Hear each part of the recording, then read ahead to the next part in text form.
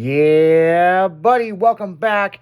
It's the afternoon show, Dragon in the Afternoon, helping you get through your workday. And we're sitting here having a couple of adult beverages and not giving a fuck. So, and my co-host is... I'm giving a fuck. Yeah. I'm going through my Uber transactions. Yeah, she's over here going through her bank statements and stuff while we're doing the radio. But yeah, I mean, pretty cool to have you on the show. I mean, the fans have heard a little bit about you, but... Well, I can't believe this story. 3 months ago, I was like, wow, I should write a book about this. And then now I'm just like, this is the worst Lifetime movie ever. Yeah. Yeah, we get about, I don't know, somewhere around, 800,000 listeners in the afternoon. And I would be aware of any man named Paul Scraw. Yeah. Paul William Scraw. Avoid that man. Yes. Yeah. Okay. So when we first met, he offered to be my sugar daddy, and I was 32, a single mom making $80K a year, and I was like, sure, whatever. I just laughed it off. Yeah. I'm like, why the hell would I need a sugar daddy? And I'm like, you don't even make that much money. So I just thought it was funny. And then I paid for all of my own stuff. So he was never a sugar daddy ever. So I mean, that's like the opposite of sugar daddy. It's like it's just like a regular boyfriend. It's like you're being the sugar mama. Man. So it's been an interesting 6 years, but I don't think I want to date anytime soon. Well, I'm looking at the instant chat right now. Everybody wants to know, was the sex worth it? Oh, no.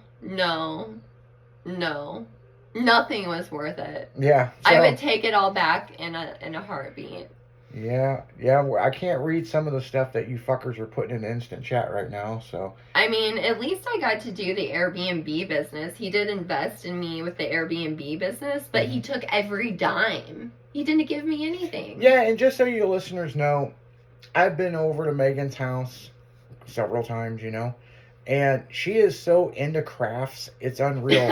and she showed me the stuff she's made, and I'm like, wow. I mean, and she's like, well, maybe one day I'll start an Etsy store. And so I could just imagine her doing a business doing, these Airbnb Oh my houses, gosh, I was so cool they were. And I'm so detail oriented. No crumbs on the floor, nothing. Everything was 5 stars.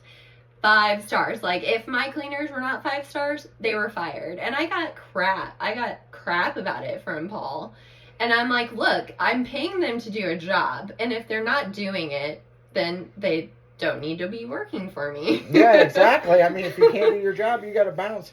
Yeah, we know some other people that was here at the station, and, well, they're not here no more. Yeah. I mean, shit. I mean, nothing against them, except they didn't do their job, and they, well, got fired. Yeah, well, I mean, that's what happens. I mean, no one wants to go to an Airbnb and have a negative experience. Oh, no. No one wants to go to a hotel and have a negative And that's experience. the other thing with running Airbnbs. West Coast Paul, actually, a lot of people don't even know this. He has Airbnb properties, and he is super anal about it. Yeah, me too. And he's all about, I got to get that 5-star rating and this and this. And I mean, this super host status. Yeah, well, this fucker, no shit. He told me the story. So these people come into town, they're staying in his Airbnb house, and they get in a car accident. Mm-hmm. And this woman's in town to go to a job interview. They called him because they didn't know who to call. Right. To even get home, Plus, they didn't really know the address. I mean, they were kind of frantic, I mean, obviously it was on the app what the address was. He went out and drove, picked up this family, brought them to the Airbnb house. The next day, this fucker gets up and drives her to the job interview. I mean, you should drive me to the Clayton Courthouse tomorrow. I mean, shit. I mean, damn. I mean, that's just how life works, I guess, and you got to get that superstar host deal, Yeah, no, yeah, it's a big deal. Yeah. And having 5 stars, I was all about my ratings. I could not look at my reviews, though. I was so anxious to look at them because if there was any negative feedback, I took that personally. But so I would have Paul review them and let me know anything I could do better. Yeah, and I got a friend of mine, he made a fuck ton of money on YouTube before they changed the, AdSense payouts, and then he left. But he retired beyond more money than he can ever spend. But what's funny about this whole thing is he's like, Izzy, you don't read the comments ever. They'll just piss you off. Me, personally, I don't give a fuck what you guys say about me. I don't give a shit. Because you know what? Yesterday's history, tomorrow's a mystery, and tomorrow I'm going to be right back here yapping in your fucking ear in the afternoon. Clearly you're not hypersensitive. Fuck, I don't. I've been hated on my whole life. I don't give a fuck. I have too, but like, I don't want to read it. I don't want to read it and, fucking have them send me nasty letters. Hell, I had some bitch try to say I was dead to take my business. I still hear jokes about that. Matter of fact, we thought about coming out with a shirt about that. You're dead, take your business? Yeah. Well, I think I'm dead since Paul stole my identity. You might be. He's pretending to be me on like 5 to 10 dating websites. Yeah, apparently you're a hooker. Yeah, I'm a prostitute in New York City. Yeah. But I have an elementary education degree. Yeah. And an LPC. Yeah. Going for high price there, man. Oh my gosh. Did you ever find out what he my professionalism? Did you ever find out what this hooker that supposedly what they're charging per hour? Oh, I have no idea. He completely denied it. Yeah. I'll let my lawyer know about that. Yeah, I was just wondering if it was like these. Man, there's these. They're not hookers. They're escorts, so they're upgraded. But they have a whole Olive Cart thing that they'll like. I'll do all this for this much, and I'm just like, damn. What won't you do? So after we broke up, he stole my stepdad passed away. He stole my stepdad's Viagra and was gone at the strip club like every day. I'm like, you're so like morbid to steal my stepfather's Viagra. Well, Viagra's not hard to come by. I'm like, but my stepdad's like, what? And then he was telling my mom he was going to marry her. Did I tell you that? Mm-hmm. So. Yeah, people, like I said, when we were talking about how you got brought up, just so you know. Yeah. Is, we were talking about a subject about neighbors. Okay. And I brought up 2 neighbors. Me and Jason? No, the other neighbor I'm talking about. Who? The drunk in the neighborhood. Oh my gosh. Oh, and I was like, call the po-po-ho.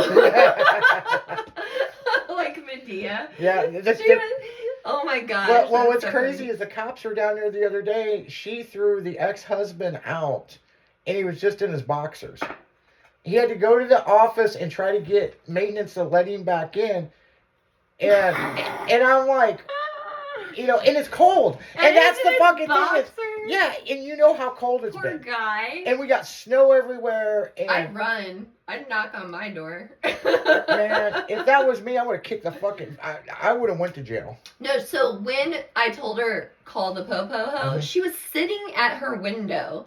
I'm getting in my brand new Kia Telluride, and she has this piece of shit car. She's like, don't hit my car! Don't hit my car! And Connor's with me. I'm like, call the po-po-ho! And I got in the car and drove away. Yeah, and the woman that we're talking about is the one that, that actually hit people with her car, driving around the neighborhood backwards, would jump out and dance on the roof listening to Beyonce. And she got a DUI. So, yeah, I'm telling you, I live in a high-class neighborhood.